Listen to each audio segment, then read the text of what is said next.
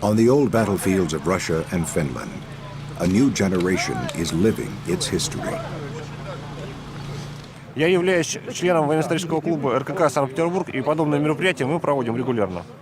Teemme tämän talvisodan muistoksi.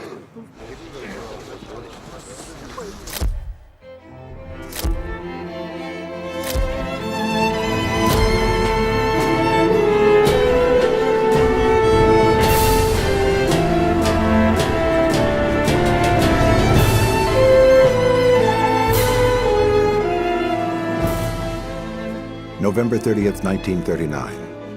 4 Soviet armies with 21 divisions, more than 400,000 soldiers, thousands of tanks, warplanes, and heavy artillery cross Finland's borders. The invasion is almost 3 times larger than the Allied landing at Normandy on D-Day. The Winter War is an intense and bloody conflict, fought in unimaginable extremes of cold. It will change the course of the Second World War and then be virtually forgotten. An invader with overwhelming military superiority, a defender with little more than the will to resist, and the unintended consequences of war.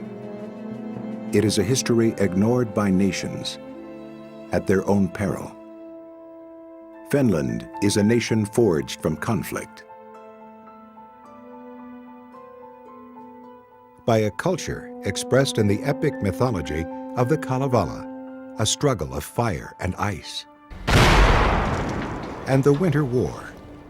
That was a total fight because we felt that we are not safe anywhere and our life is at stake and our independence is at stake, and if we lose our independence, we are lost. It was a struggle that attracted one young American to stake his life on a fight for freedom. Never give up. Always fight for what is right. And they did.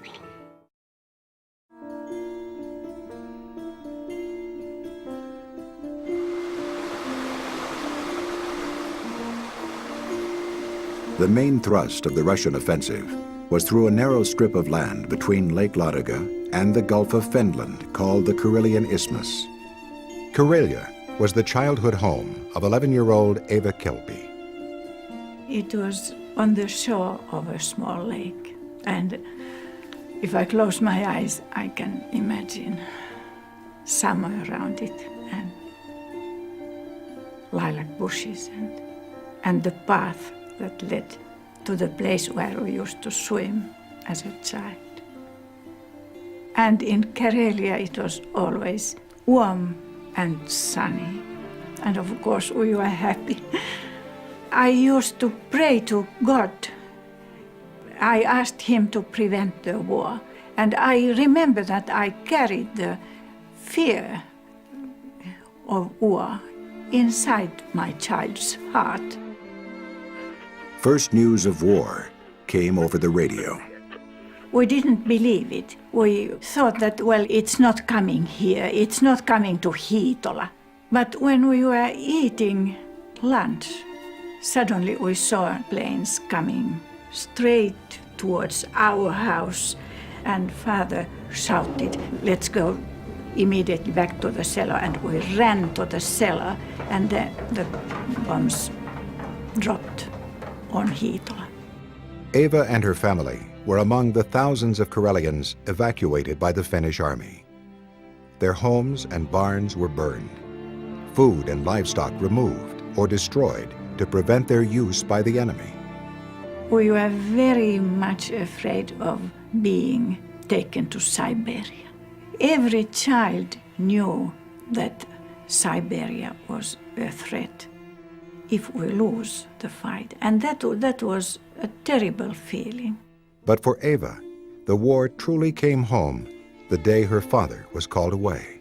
When I woke up that morning, when Father was to leave to the front, I remember that when I opened my eyes, I saw his back bag on the table, and I knew that he was still beside me. That is such a strong memory that I almost feel that I smell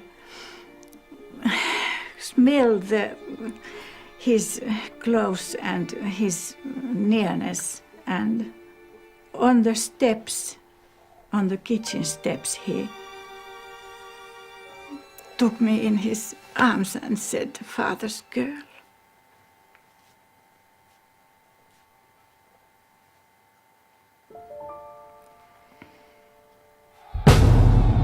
The Soviet invasion was planned as an overwhelming onslaught, everywhere at once.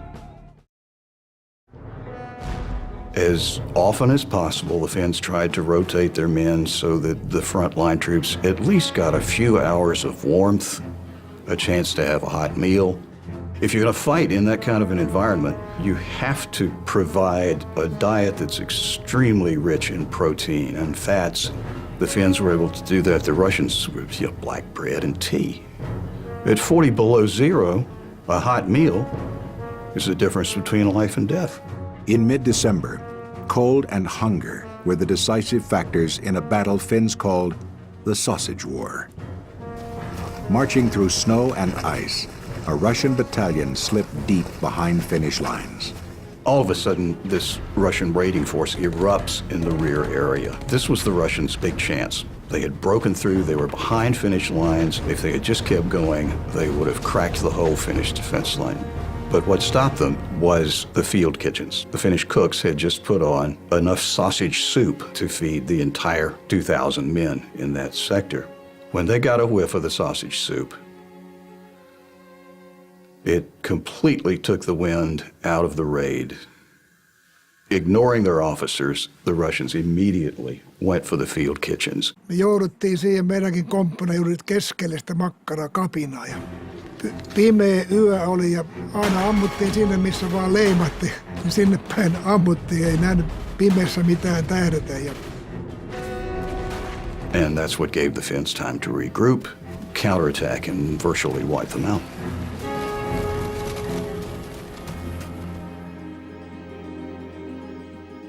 Markers in the village churchyard honor the defenders of the Battle of Suomussalmi.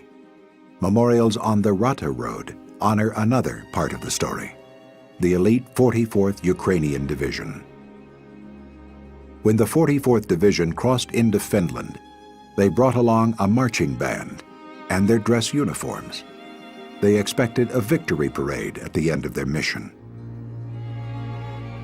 We can see all those stones, nearly 20,000 stones, and you can visualize that every stone is one man and he had had a wife and children.